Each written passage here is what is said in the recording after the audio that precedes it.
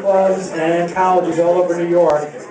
Please welcome Bill Cella.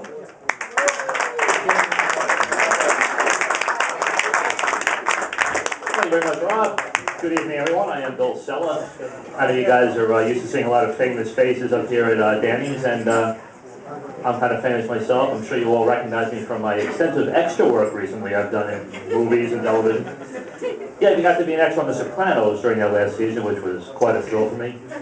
I got to sit at the bar at the Bada Bing Club and pretend to drink alcohol and look at topless girls for like 4 hours.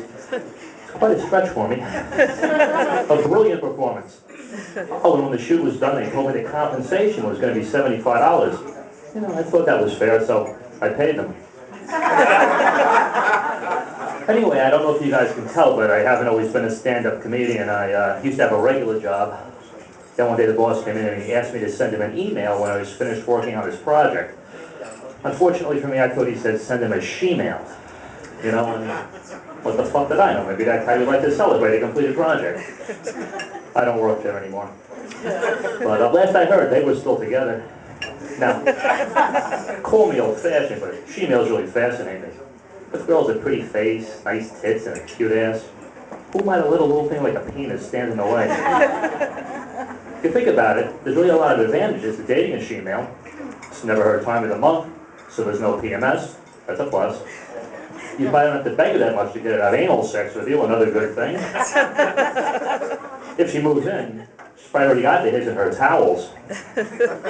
Oh, and best of all, as far as a threesome goes, well, you pretty much have that, which is the two of you.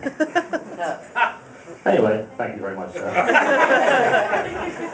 I was over at the Applebee's in Times Square last week. I don't know if anybody's been there, but it's quite huge. They got 3 different floors. I guess you could say it's a restaurant that sucks on many different levels.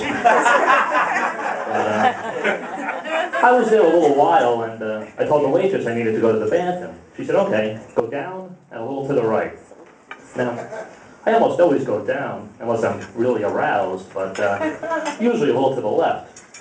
But I tried it her way. There wasn't too much of a difference. I just had to dry off the other shoe for a change. But, while I was in the men's room, I noticed that they had a baby changing table in the men's room.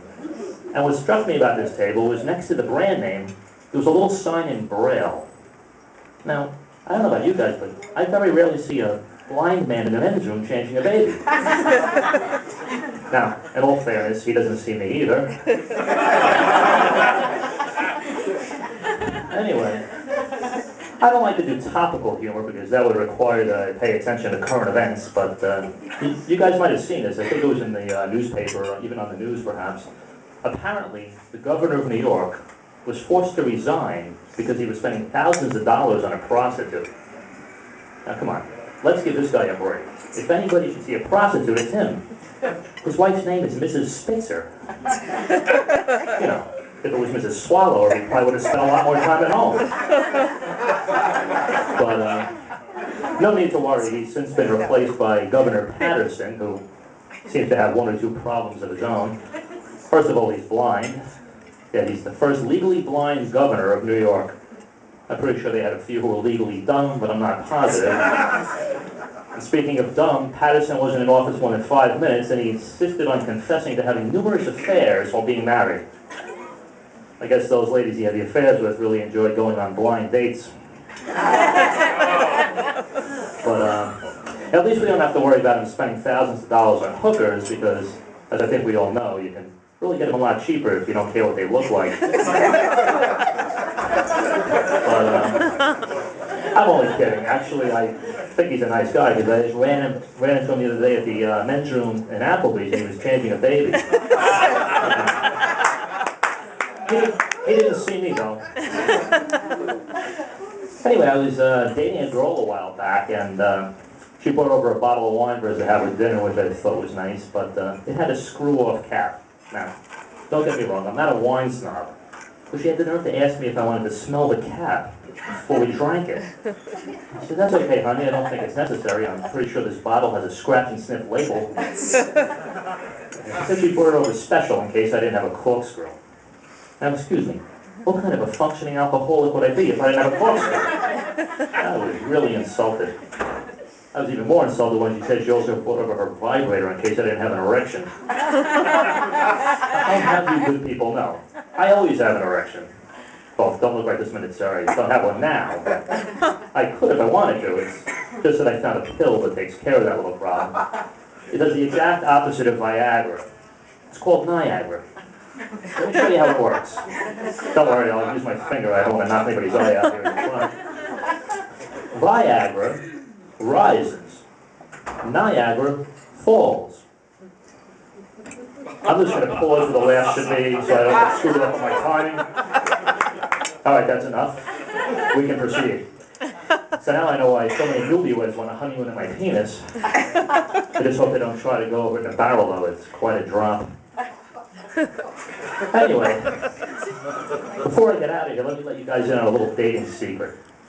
If a guy takes out a girl, and the next day he tells people, well, you know, she was nice, but there was just no chemistry, what he really means to say is, you know, I bought her dinner, but she didn't blow me. Now, ladies, you can avoid this from happening by getting this little task out of the way on the first date. No, seriously, think about this for a minute. If at some point during the first date, I don't know, maybe there's a lull in the conversation, you administer head, well, that whole awkward first kiss moment later in the evening is going to seem like nothing. I know you like whatever you think is a respectable amount of time before you do that, maybe the third date, but then you can really start to like the guy. Isn't it better to find out on the first date if he's holding a Ken doll? I'm only thinking of you.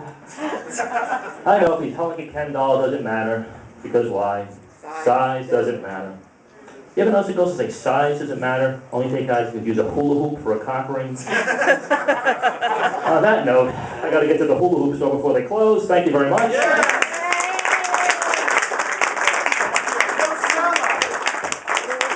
right, keep it down for Cella.